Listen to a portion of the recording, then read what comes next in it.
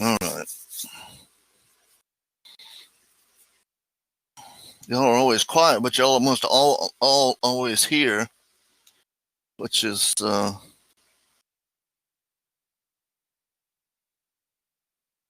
course good. Usually when students show up, they do well. That doesn't mean it guarantees it, but generally that's the way it works. When students stop coming, it's not a good sign. So I'm glad y'all are sticking in there, because I think everybody that does that has got a good chance.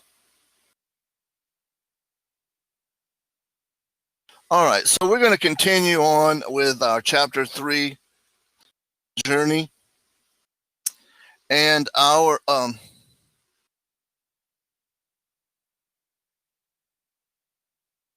last time we kind of finished up talking about doing truth tables and summarizing truth tables and using basic truth tables. Now, we're not going to stop using truth tables, because the truth of the matter is truth tables are the core of this chapter.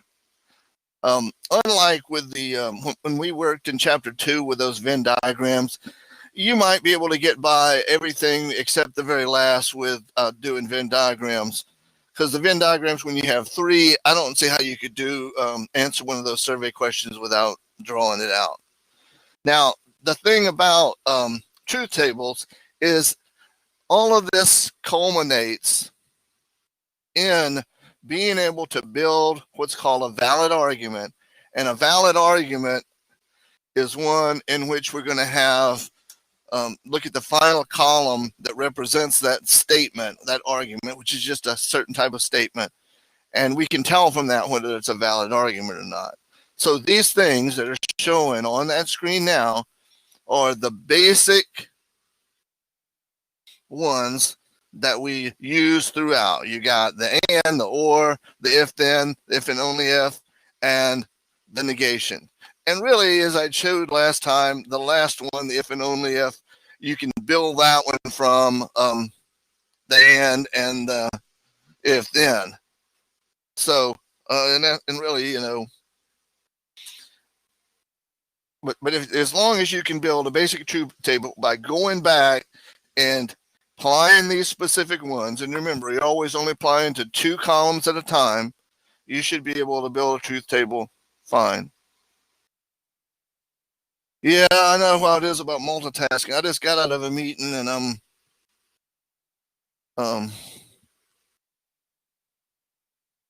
wasn't able to prepare for this like I usually do. But let's go on now and talk about equivalent statements. Now, equivalent statements are essentially statements that end up having that same configuration on the final column from the truth table.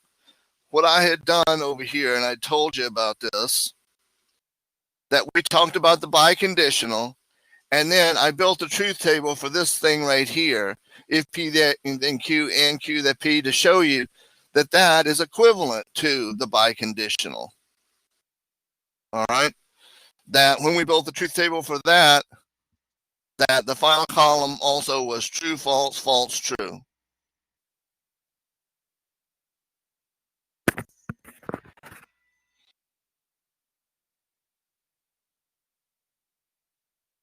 All right. So when statements are equivalent, then they're going to have the same truth value. Now, you don't always have to do a truth table to be able to determine equivalence, because there are certain basic equivalences, and a couple of these you already know about. You know about De Morgan's law, because we talked about them in terms of set theory. The only thing that's different here is the symbols are different, but essentially it works the same way. And I may have told you this, but in some textbooks where you cover logic and set theory together, they'll just use that same symbol, the intersection symbol for the conjunction symbol, and they'll use the union symbol for the disjunction symbol. Because they're faced the same way. It's just that the only thing that's really different is that they got the rounded top with a rounded bottom. And instead of that squiggle for the negation, they would use the complement sign, which is really the same thing. That's what the negation and the complement, they are. They're what's not in. It's the opposite. So De Morgan's laws apply here. And I'm just going to build a truth table just to show you on the one of them that they work, that they are equivalent.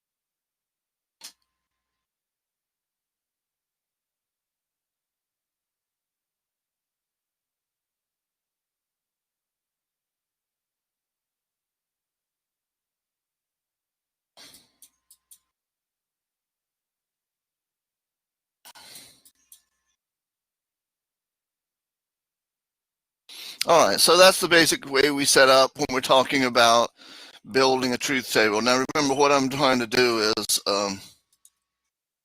this. Let me go ahead and just type it out in case you.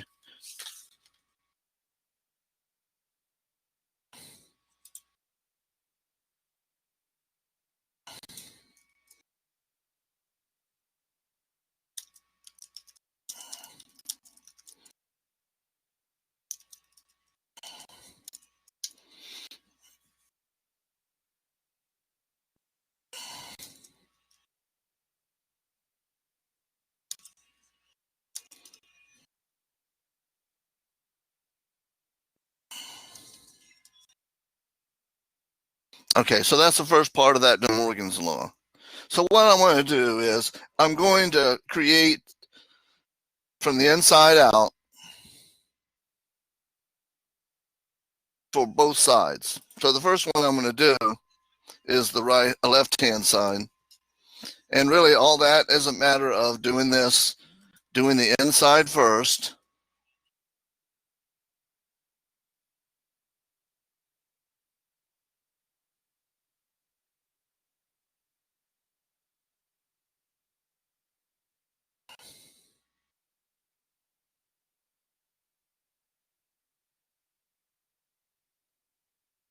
And the and is just the basic and there. And that's the one, as long as you got one false in there, oops, it's false. The only time the and is true is when you got two true. So that's why the first one is true and the 3 is false. That follows the basic pattern of the and, the one that I just showed you, because oftentimes when you're building a big truth table, you'll get things in different orders, but in this one, it's in the exact same order as that basic one.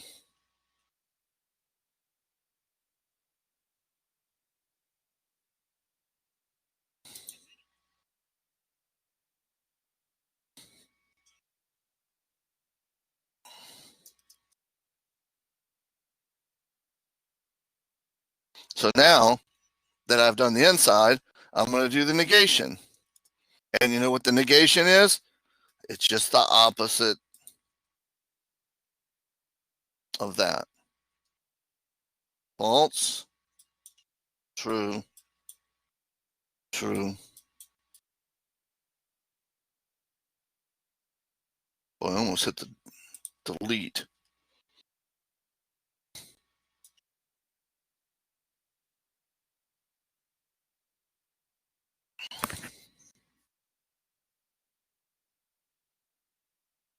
All right, so there's the first side right there, and I want to just outline it with the color to show that we're finished, and that's what we're going to compare to.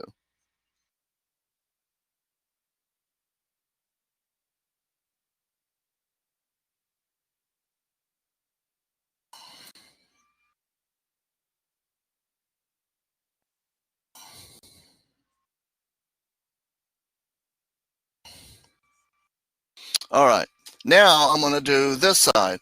Now this one doesn't have any parentheses, but again, I'm going to work on the most complicated parts first. So I'm going to do the negations each and then put them together with the or. So we're not building it all at once, we're building it step by step. So not P. And I'm going to go ahead and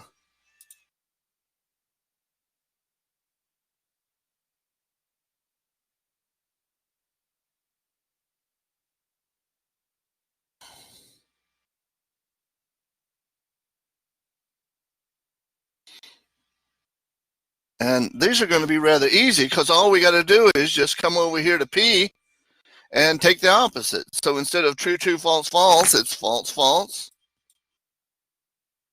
And probably I should have done some lines going across, but because if you do that, it's easier to keep them lined up.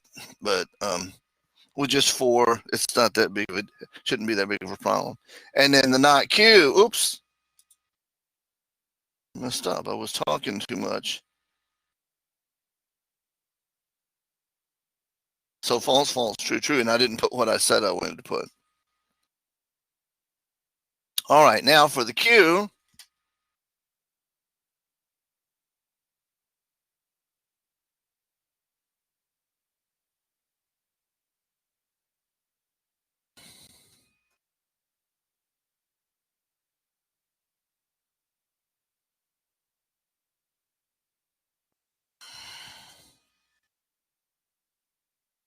Now we're going to put those together with the or. Now, it's not really necessary that you write everything there, but you might could just put the or there just to remind you what operation you're doing on those two. One of the good things about ALEKS is it allows you to put in columns, intermediate columns to build your truth table. And then once you build them, you can take them out or you can leave them in because it only looks at the final column.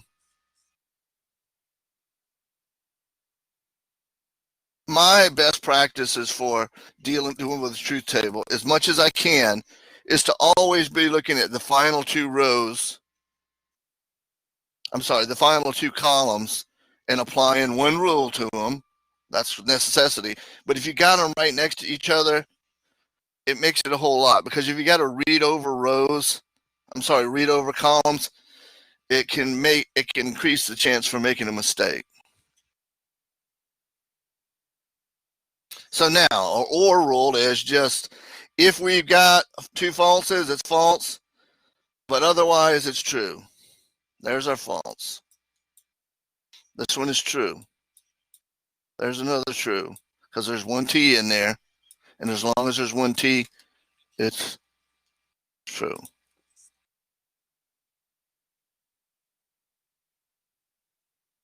All right, so there we got. And what do you notice about those 2 things?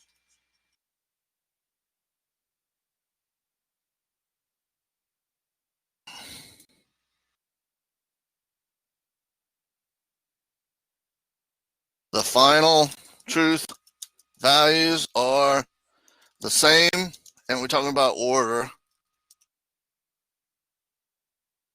They have to be exactly the same, 1 for 1.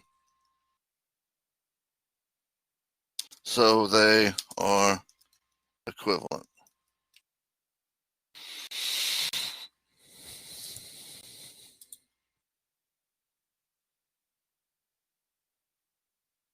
Yeah, that's right, viewer. They're the same. And that's how we show equivalence. Now, as I said, you don't always have to do a truth table to be able to find an equivalent statement.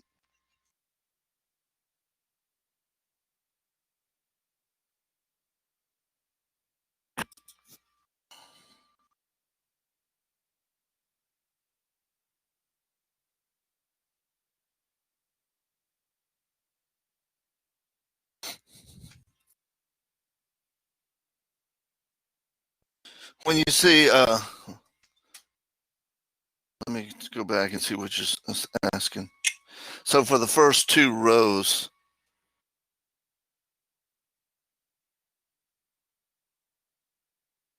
so you're talking about When you say rows, you're talking about those?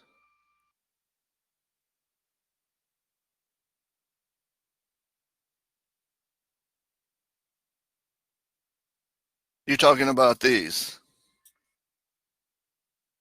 Okay. This is important. Not so much. You can turn those around if you want to. But here's the thing. And I had tried to bring this up. When you have two rows, so I'm sorry, two statements, you're going to have 4 rows. And if you follow this pattern, you'll get all of these because each one of these has to be unique, the 4 unique. In other words, it's like the set theory in that each one of these is a subset. Okay, so we got true, true, true, false, false, true, false, false. None of those repeat. Now, I'll be honest. When I first took a course in logic, and it was actually in a philosophy class, I remember being lost because I didn't understand that if you just write 2 truths, true falses on the first column, and true false on the second one, you automatically get them all without thinking. Because I was trying to make sure that I had all 4 of them on there. And here's the problem: if you do that, your answer is not going to match up when you get to the end. the columns, these would be in a different order over there. Now, these 2 would still look the same as far as the order and equality, but if you matched it up, let's say to the online work in ALEKS, it's going to give you this order. So yes, in that sense, this is the very wise way to do it. Like I said, you could theoretically do it with those things being in different order, but this is the wise way to do it so it matches up. Like, for example, in the old way I do it, when you look in the textbook and see the answer, and if it just shows the final column like that, it's going to be based upon these being in that order. So yes. But, if we were master of the world, we could start it all over again and put them opposite any way we wanted to, make everybody else conform to us.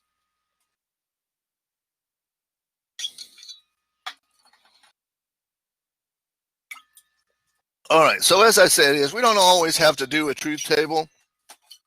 So they're going to give us a couple of, and you can do the this one too, and it would the second one, and then the truth table would be the same. But they're going to give us a couple of ones, or they're going to give us one main one here.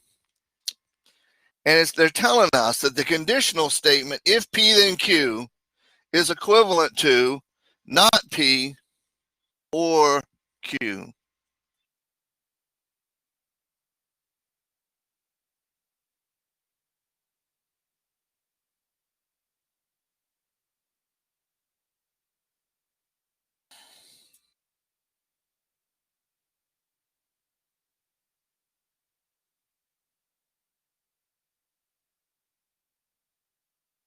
I'm trying to make that smaller, but I don't know why it's not.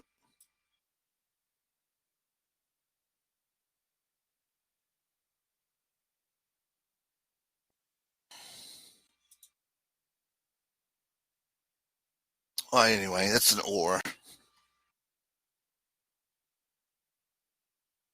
All right. So the equivalent statement, and they're handing us this. We could do a truth table for it and to find out that they have the stream truth value, but they're telling us, so we're going to just take their word for it. I could have done the truth table for this one, and we would have come out with the 2 columns being exactly alike as far as order. Now, using De Morgan's law, that means that we can find the negation of the conditional. All right. What does that mean? Well, let me kind of put a couple of steps in here. All right. Now, this right here is essentially this one right here on the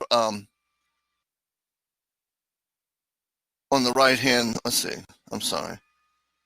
It's the one down here on the left hand side.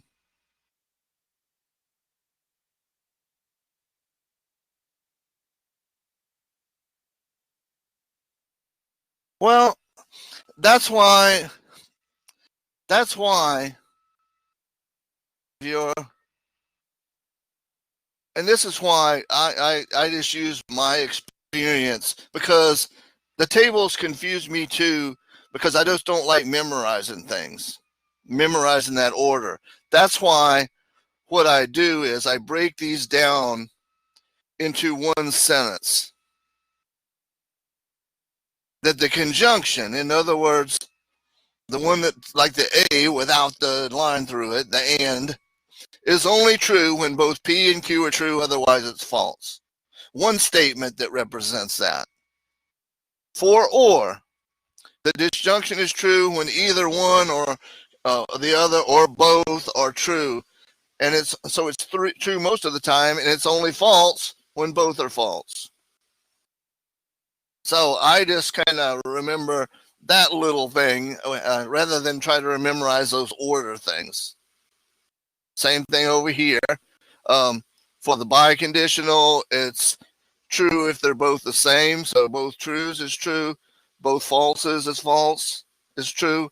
And this is really, and I had to find this out from my son studying this in high school, that because they use a symbol that's just like our equivalence. Instead of the double arrows, they would use that triple line thing, which means equivalence. And that's all that means, is those are equivalents. If they're both the same, either both true, then it's true, or both false, it's true. But if they're mixed, then it's false. And then this one is the hardest one, because you just got to remember this is the only one that has to do with order. So if you need to rewrite so that you got your antecedent and your consequent in the same order so you can find true, false, then that's the only one that's ever false. All the other ones are true. So that's the way I like to do them, because even though I show you these, I hate to think about memorizing stuff. Anyway, so let me go back over here. All right. So this is number 2 in disguise on the left-hand side. The only thing that's different, and we're just looking at the inside right now. All right. P or Q. That's what that is right there. It's just that we happen to have a not P in place of the regular P. So let me just show you. So now, if we negate,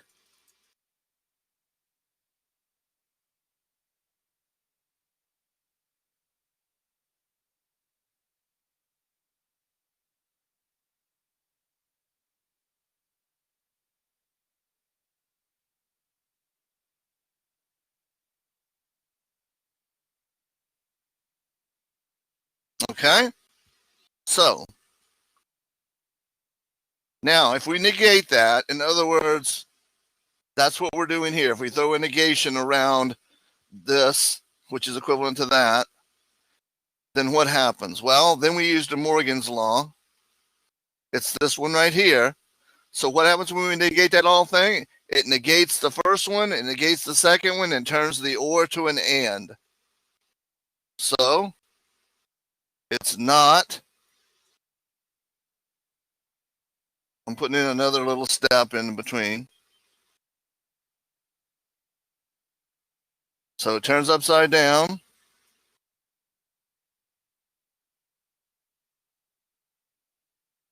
And then finally, not P is P. And then that one just stays at not Q. So that right there is the same. It was different right below it. So this one they hand to you as being an equivalence. And then you can use De Morgan's law to find out that the negation of the conditional is P and not Q. So those are the 3 primary ones you're going to use when they ask you to do equivalent statements. And you can kind of see here that that's true, because you have to excuse the fact that they're using a different little negation symbol. But that's like the squiggle there. Do the truth tables. and they're both the same. And this is saying the same thing. There's the De Morgan's laws. This is a negation being done via what we just showed you there.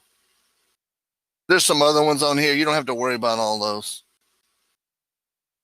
I just kind of put them there. I was trying to do something and I never take them out, but I like those images, those graphics. So I wanted to hold on to them. All right.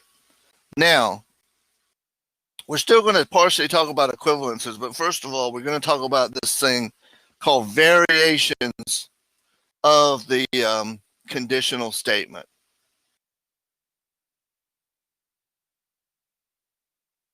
Okay. Now, the basic conditional statement, if P then Q, well, that's this right down here on the left. I'm sorry, on the right. Okay. That's if P then Q. I've kind of written it out there, but this is it symbolically. Now, there's three different ways we could write these variations. There's what we call the converse. In other words, if we swap P and Q, in other words, if we say if Q then P, that's called the converse, swapping them around.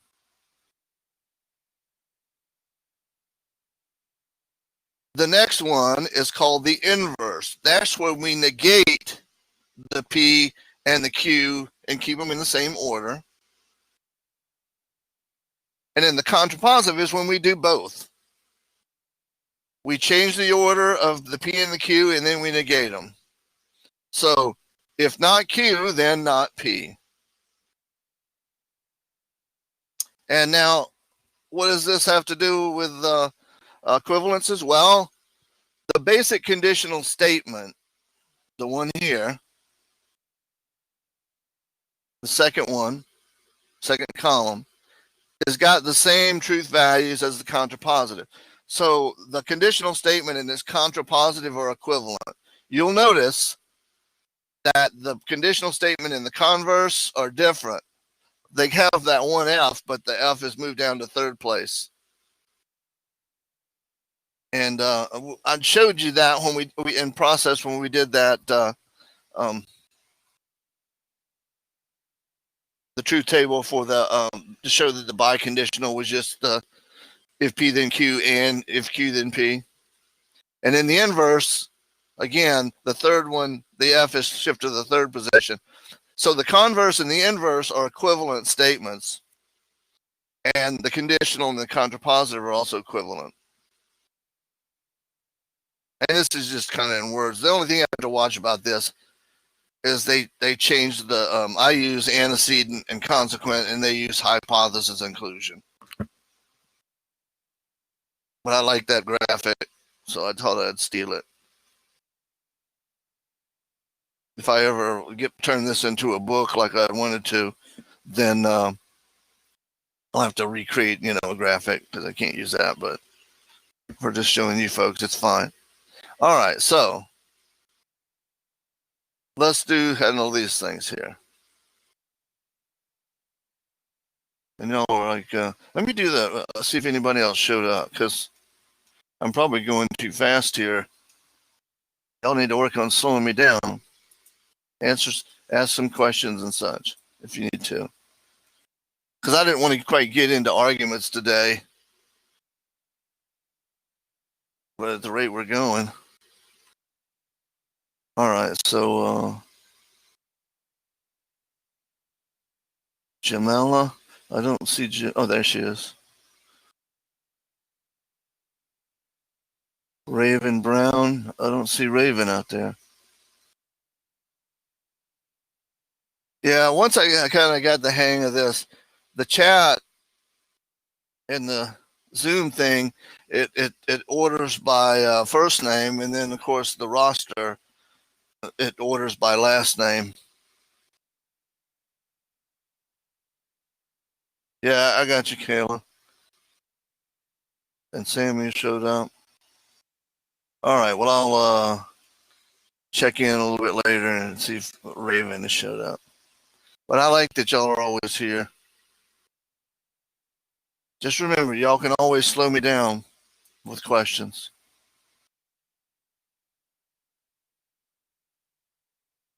As I said, is otherwise I'll get excited and go fast. All right.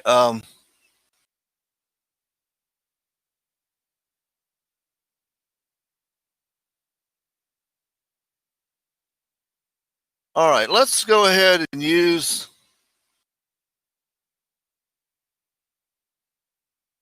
the knowledge of these variations of the conditional to rewrite statements.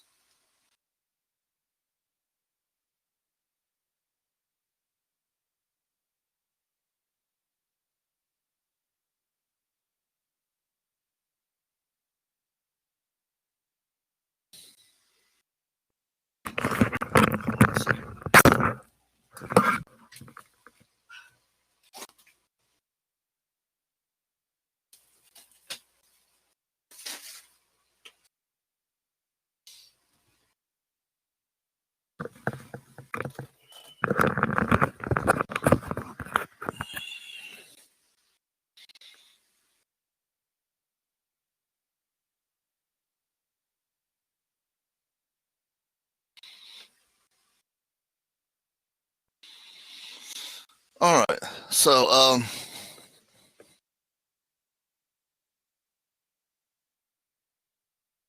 we'll probably even come up with another one. All right, so we got a statement here. It's a conditional statement. It's just a basic conditional statement.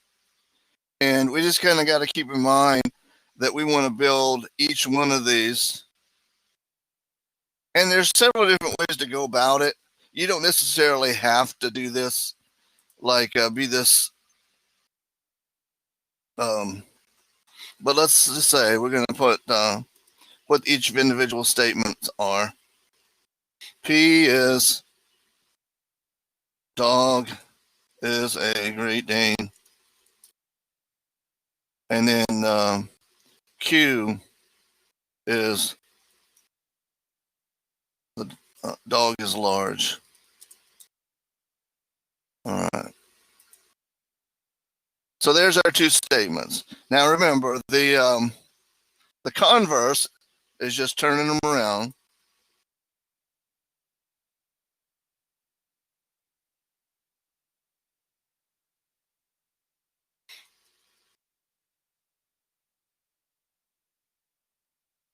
It's going to be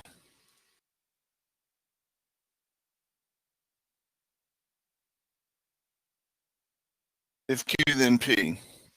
All right. So that means now we're just going to write this using that order.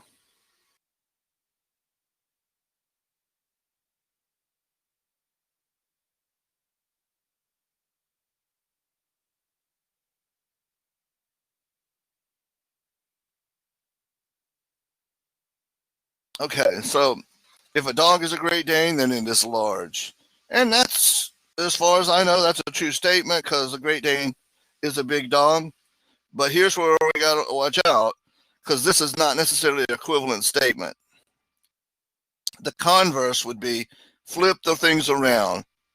Flip the P and the Q around. Flip the antecedent and the consequent around. Or as they say it there, flip the hypothesis and the conclusion. So if a dog is large, then it is a Great Dane, which is not true necessarily to my knowledge because there's all kinds of big dogs. You know, there's what's that one that wears the thing around its neck and brings you brandy? I can't remember. But there's all kinds of big dogs that are not Great Danes. You know, other big dogs. I mean, I see these dog shows, but I never can remember because I don't have. Saint Bernard. I mean, that's a big dog, and you might say that you know, with German Shepherd or Labrador, it might be a medium-sized dog, But just because it's large doesn't mean that it's a Great Dane, because there's other big dogs.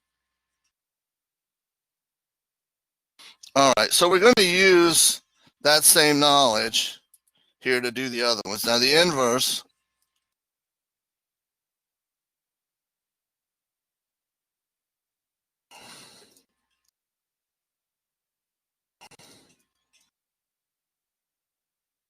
so this is the one that's if not P, then not Q. All right. So now we're going to keep them in the same order, and we're just going to negate them. So we're going to take that first statement that we had. If a dog is not, so there's your negation.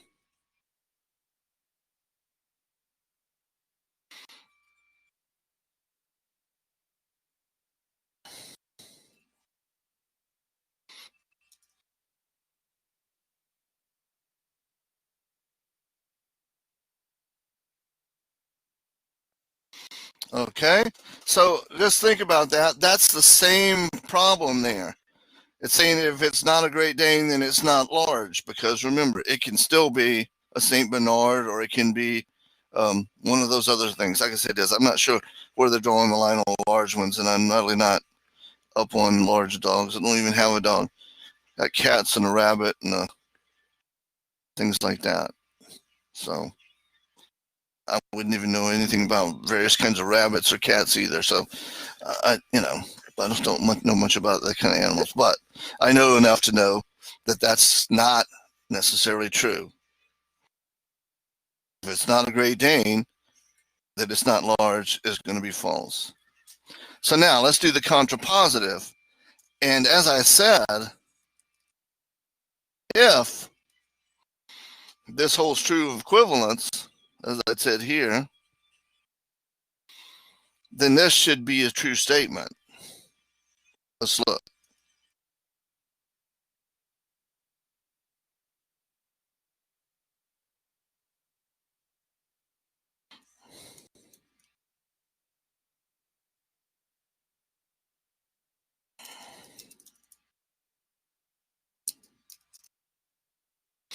Now we have something that's definitely true there. If it's not large, then it can't be a Great Dane, because once you take away the largeness, then you're taking and limiting it to certain types of smaller animals, smaller dogs. Okay, any questions?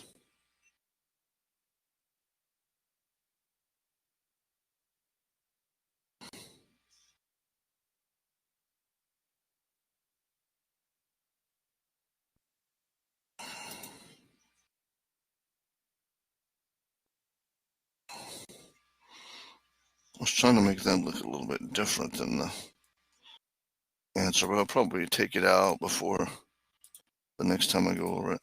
All right. We'll do this one, and we'll probably do another one. I'll make up another one. Now, you notice that the thing here about what we have is we have a negation in one of them that exists.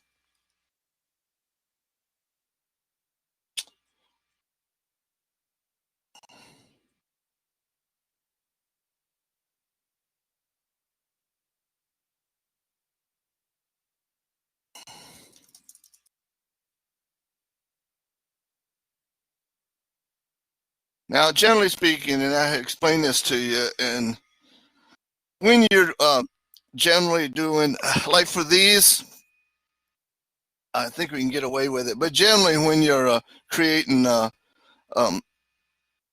because we're going to see in the last section, we're going to do what we learned in the first section about taking a verbal argument, reducing it to the symbolic, and then we'll create an argument for it and create a truth table for it to see if it's a valid argument. And I said there, generally when you do that, you always want to write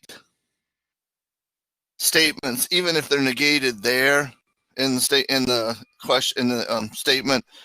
write it in the positive and then throw a negation in front of it. But here, I can't really think of any other way to do it than just without making it overly complicated.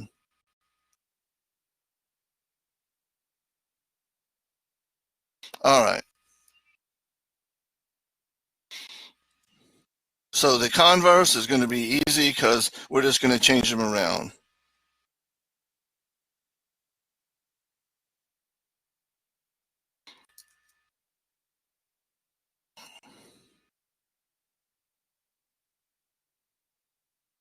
Oops, I forgot my if.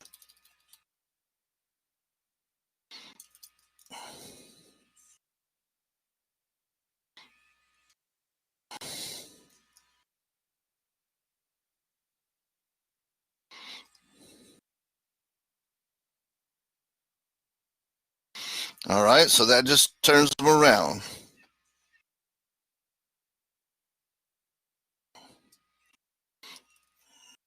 Okay, makes sense?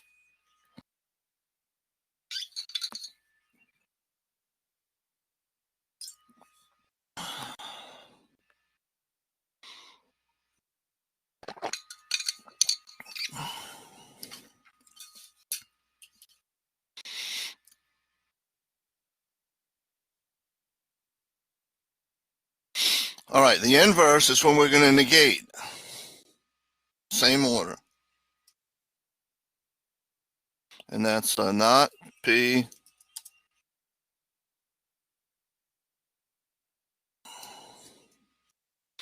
So if the field is, and I'm going to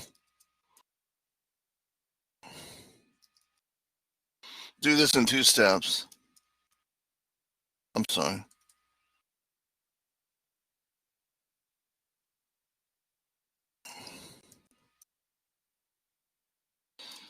I'm trying to figure out the best way to do this.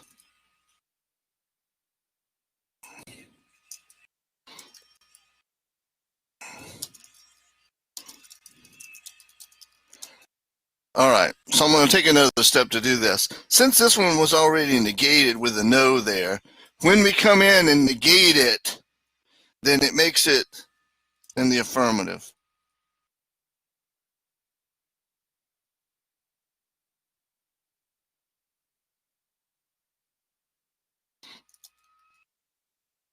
Okay?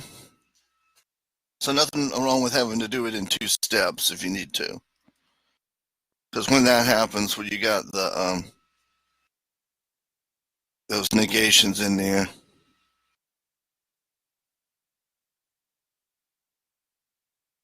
then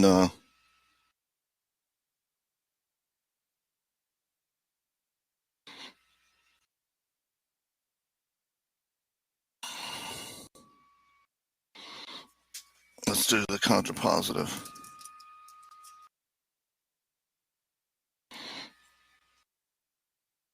All right, now the contrapositive is going to be changing them around and negating them. Remember, it's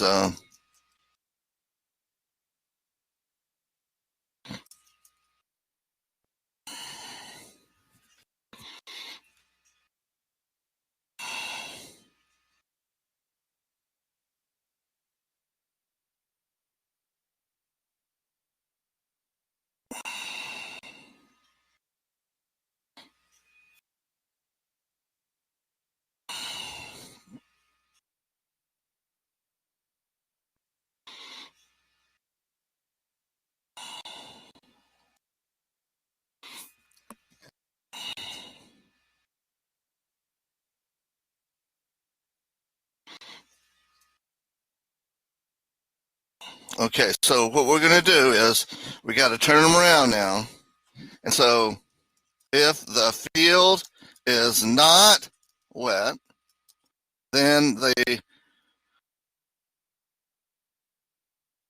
is not no rain today. And so I'll do it in 2 steps just to kind of show you that we got it. I wish I hadn't. Let me just put this down.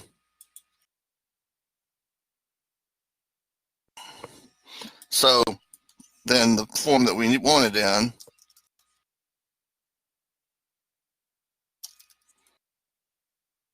is rain. today.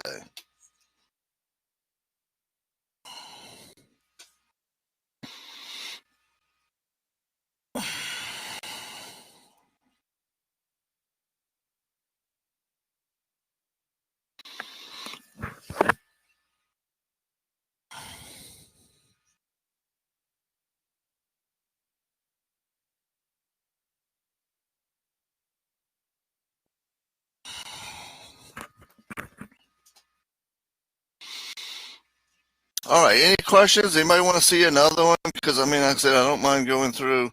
We could do one that's got either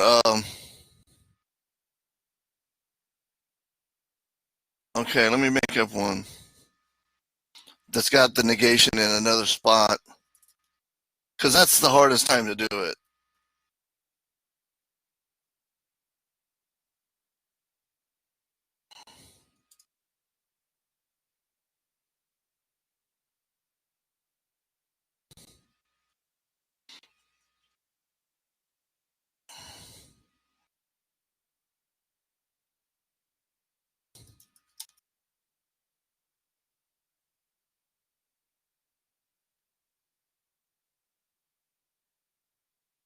All right, so here's one that's got two negations to it. All right, so let's see how this works. This would be the most complex one that you could look at. All right, so again, you may not have to do this, but if you kind of define them,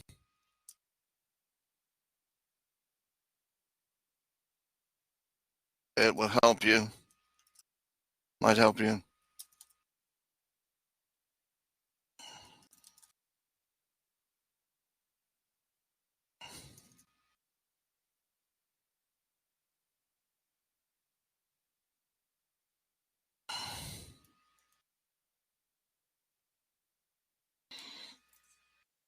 All right, so the converse is just going to be turning around. That's if Q. Okay, now we're just going to take and turn them around exactly as they are.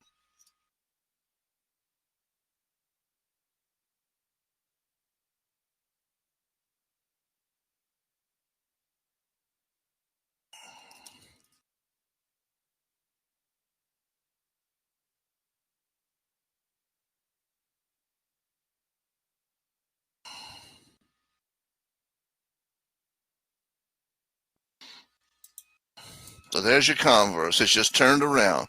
They both still have the negations in there, just as they were. The only thing that's different is they're turned around.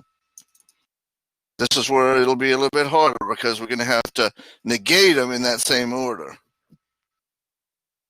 This is the not P.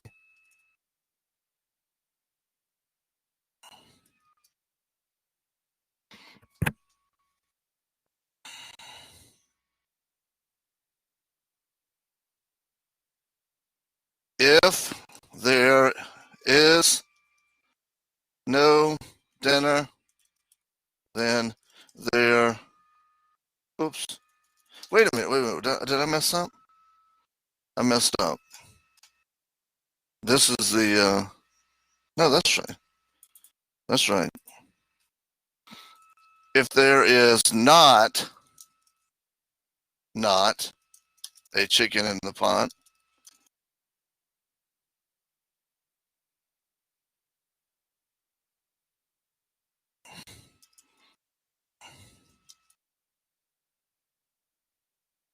okay, so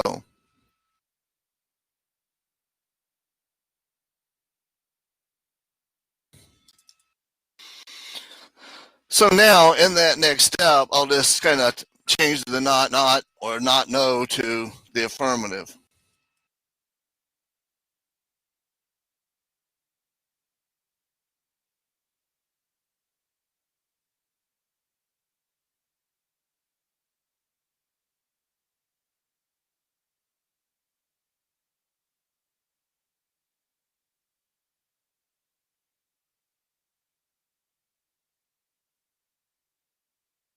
So the inverse and the converse are equivalent. And now we're going to do the contrapositive, which is the equivalent to the original statement. And keep an eye on me. Like I said, I'm going on the fly. So it wouldn't be unheard of me for me to do something silly. Okay.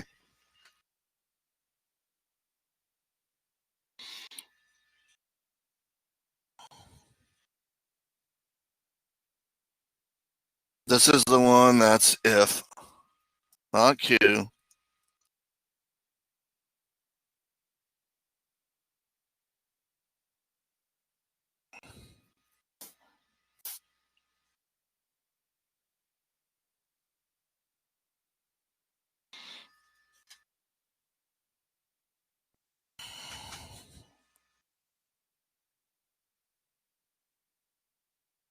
So that means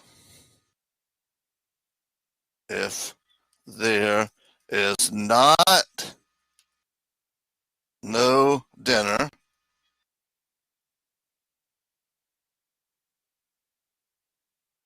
then there is not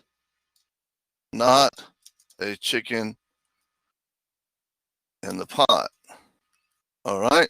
So again, I'm putting that as like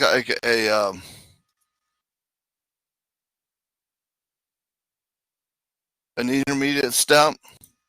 Then I'm going to change those nots to just being an affirmative.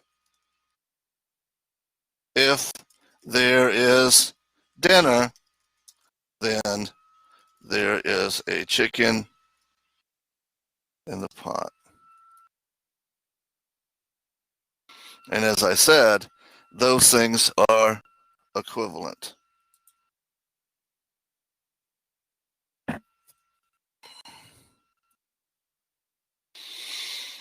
All right, any questions about all this? Like I said, I got plenty of time.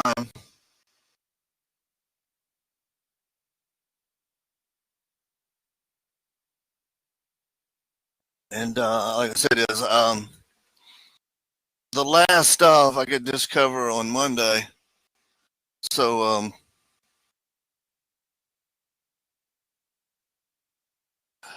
was there anything back here that anybody was concerned about? All right.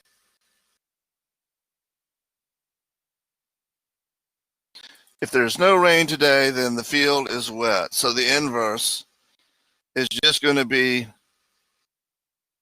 negating each of the original statements in the same order.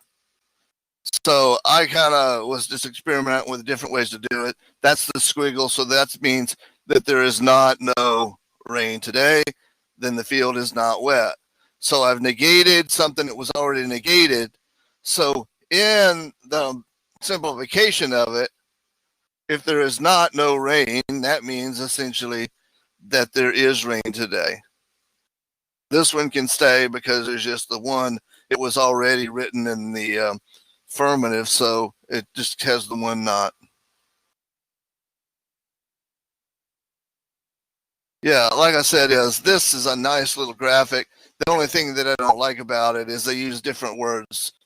They use hypothesis for antecedent and conclusion for consequent, but it means the same thing.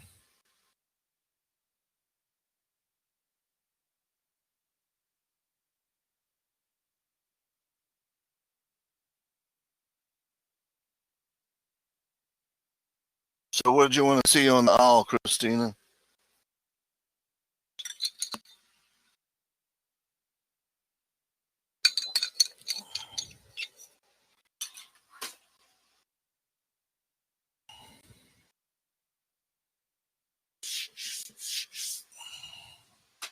Okay, good.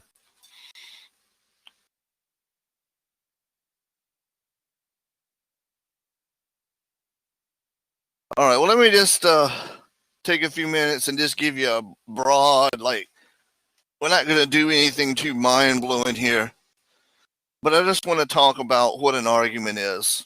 And then that way it'll set us up, and we'll go through the procedure of actually kind of working things out on Monday. All right. A symbolic argument is essentially just a logical statement. But the thing about what makes it different is it'll always be that the most dominant operator is a conditional statement. It'll be set up such that you'll have these things called premises on the left-hand side. And however many premises you have, you'll separate them with a conjunction statement. And then however many you have, once you finally have it all written out with the proper, like I said, is symbolism with parentheses and all that, you'll have a big bracket around all your premises. Then you'll have the conditional arrow. And then whatever follows on the other side of that arrow is your conclusion. Let me see if I can find a good something to show you.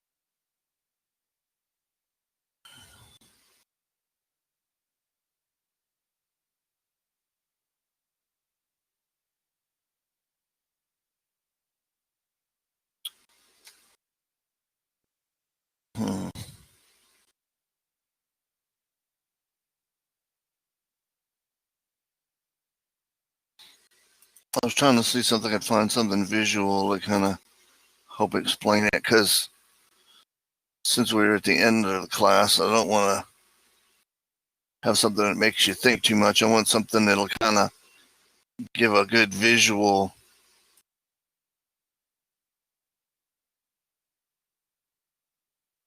of what we're going to be accomplishing overall. I give you a big picture.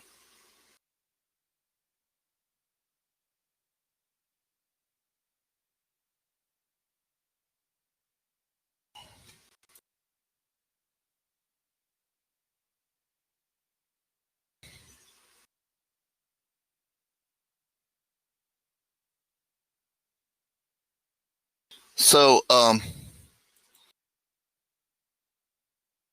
this is a nice little visual. I'll put that in there just to kind of show you. So, let me just go through this. So, an argument is just going to be you're going to have a certain number of premises, and there's got to be at least two premises. And then you have your conditional arrow, and then you have your conclusion. Your conclusion can be one or more statements.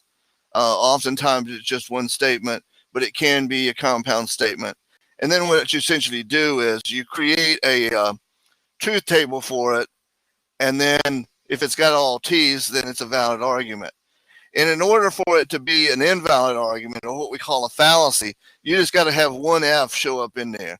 So essentially what a valid argument has to be, it's got to be what they call a tautology. All right.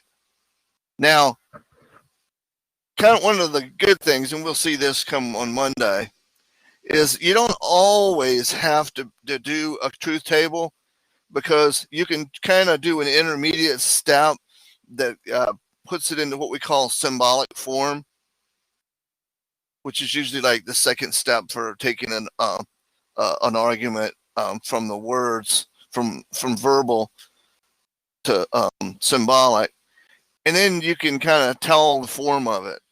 So this is an argument, and I'm not going to say anything about whether it's valid or not, but this is an example of an argument.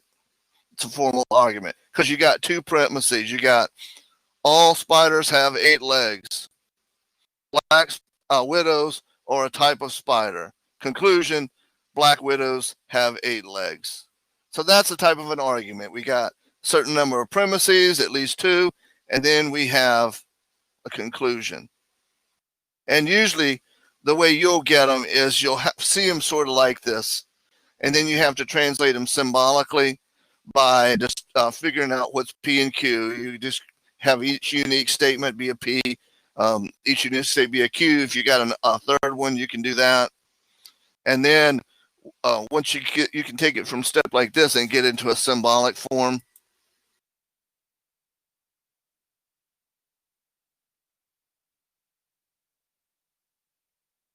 And I might as well just do that for you here before we leave.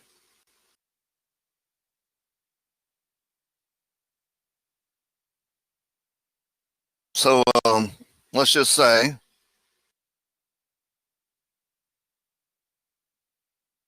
we want to write what's called the symbolic form. So we're going to put P, all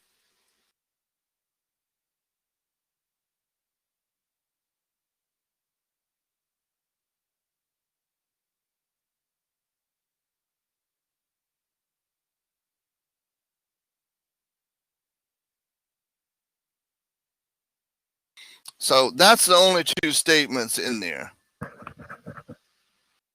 All right. So that's what you do essentially as you translate like that. Then we'll build a statement, and that's what I'll show you on Monday. Let me see if I can find one other thing to show you. I like that because it was visual, but I'm looking for something to be really earth-shattering here, since we kind of got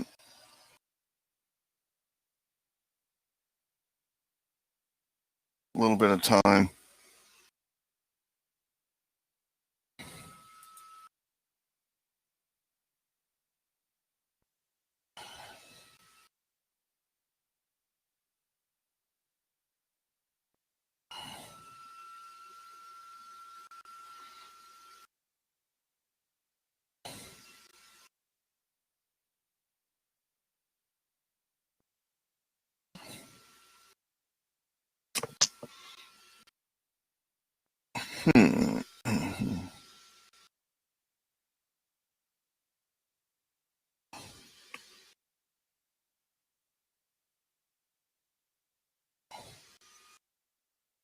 I guess one day I'm going to have to come up with a good graphic, because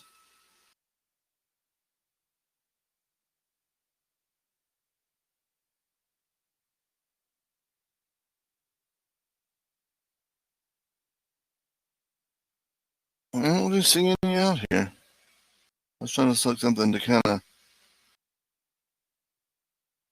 put in a big picture. Try one more thing.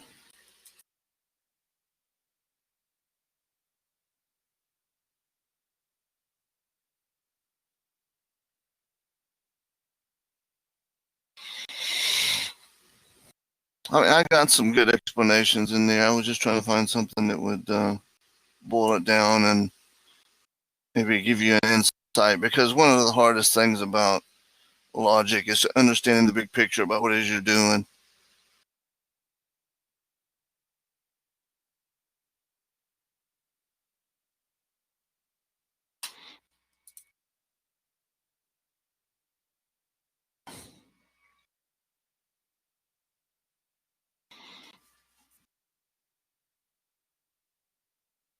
Yeah, I don't really see anything. I thought it was find something interesting. Anyway, that's probably enough for tonight, because I don't want to. Of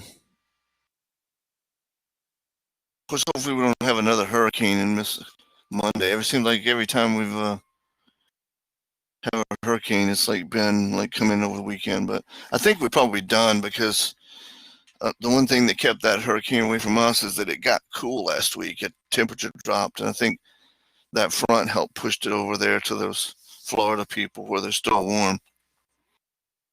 So anyway, if you got questions, stick around.